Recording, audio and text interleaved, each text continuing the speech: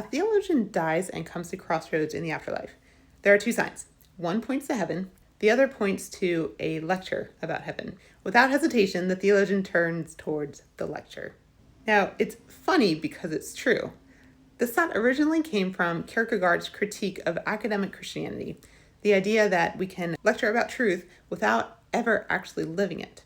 And that's where paragraph 35 of the Catechism comes in. Yes, your reason can prove God exists. Yes, you can study theology and learn true things. I studied theology and I learned lots of things. But to know God, to really know Him intimately, requires something more. It requires revelation, grace, and faith. And here's a hard question. How many hours have you spent studying about God compared to hours actually praying to Him? Now, if we look at this parable, it's saying that not all theologians get into heaven. But you know who does? St. Therese of Lisieux.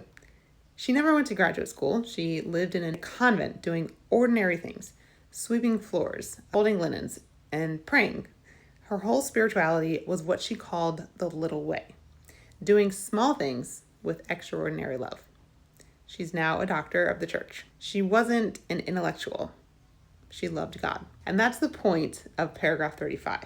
Reason matters and study matters, but it's not the point. The point is the relationship itself, the intimacy, the surrender, and the willingness to actually show up and meet God, not just read about Him. So the lecture about heaven isn't the same as actually going to heaven.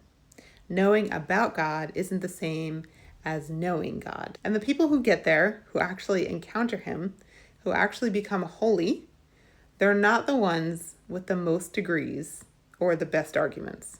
They're the ones who pray, who just love simply and completely. So which one are you walking towards? I'll see you next time for paragraph 36.